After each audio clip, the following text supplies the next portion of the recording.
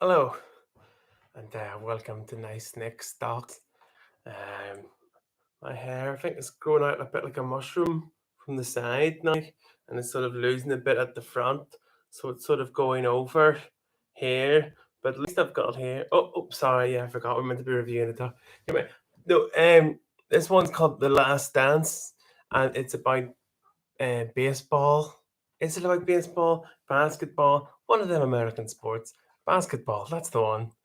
Loads of stick insect fin, strangely tall fellas, all going at the speed of light, getting all it up in your grill, and you always see in them TV programs people playing big ball in the yard and going all like tough and everything in a cage, the sweat dripping down them and hard hood areas, and you see people like playing big ball and they take that so seriously over there, and it's so interesting because I've got no interest in basketball whatsoever.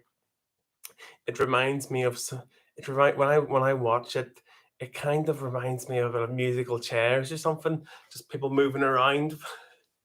It doesn't hold the same excitement and drama, but this documentary is amazing because it shows you, okay, this amazing team, the Chicago Bulls, all their amazing players, how their amazing players got to be amazing, through actually hard work, for being not taking drugs, for doing the right thing.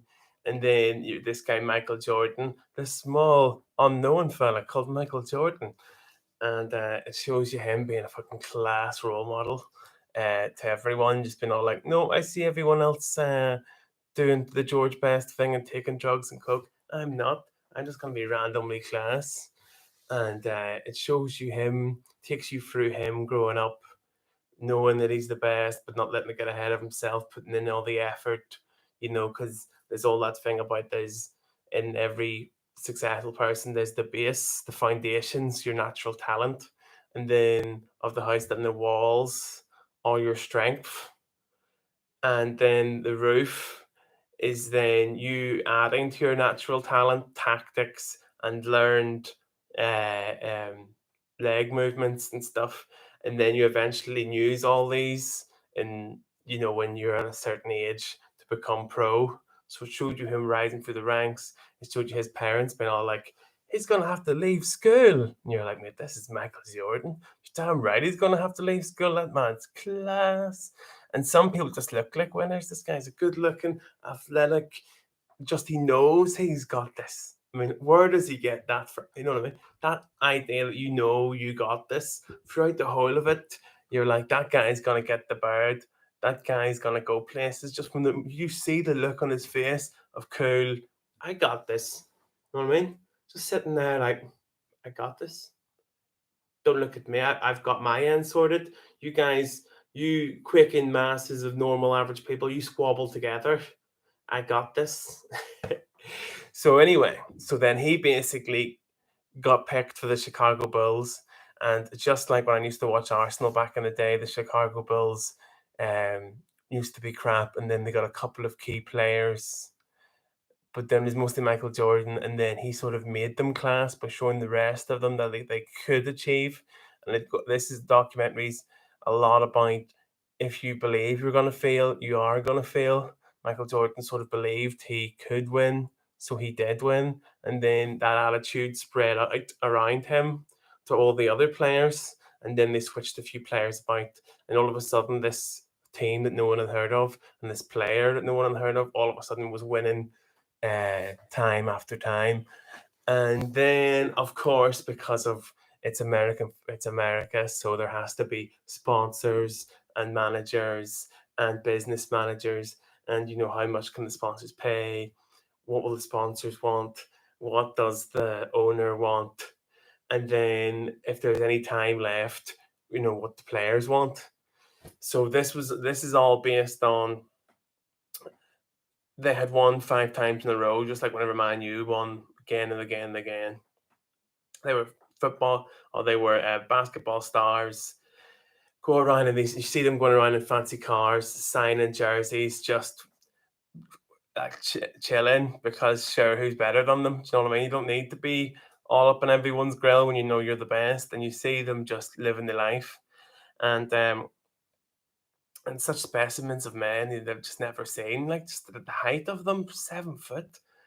These like stick insect people like moving like that. Like fucking going crazy. And then you see full 8 packs and stuff, and you're like, man, I didn't even know you could get an 8 pack. And you're like, mate, that's a full fucking map on that guy's stomach. You're like, fuck. And like it's like they're from another planet. These guys in this football team or this basketball team, they're all about 7 foot, all got 8 packs, all just chilling.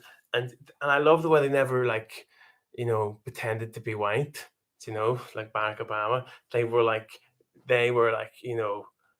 lads, and they were coming on being all like, yeah, that's right, you know, and they were cool with their own identity, and they took their own identity with them to stardom. They didn't just change themselves, like whiten themselves up uh, to fit into what America might want. They were all like, yeah, I know where I'm from, and I know who I am, and I'm class.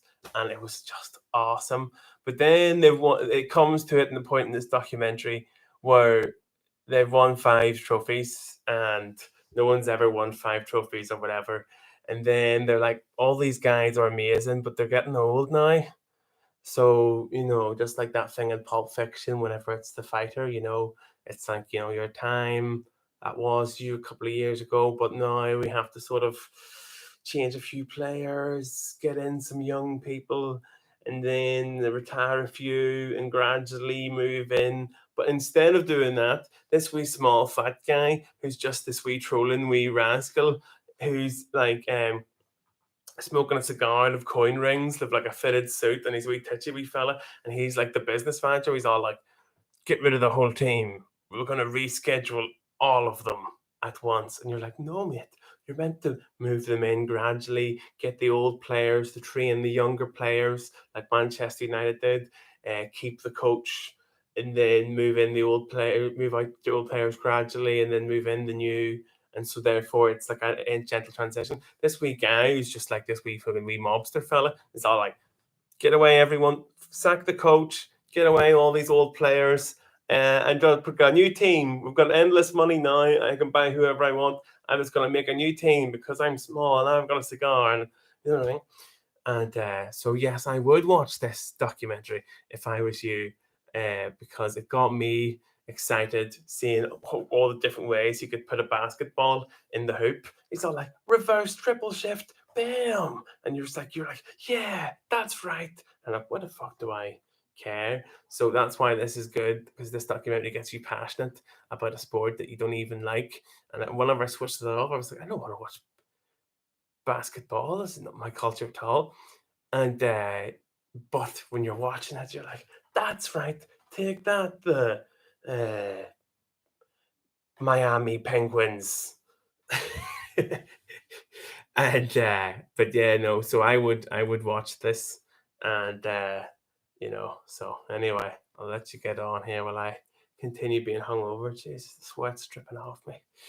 No amount of packets of crisps, fruit, energy drinks, sleep, scary stories, documentaries is going to get rid of this goddamn hangover. Why do I do it to myself?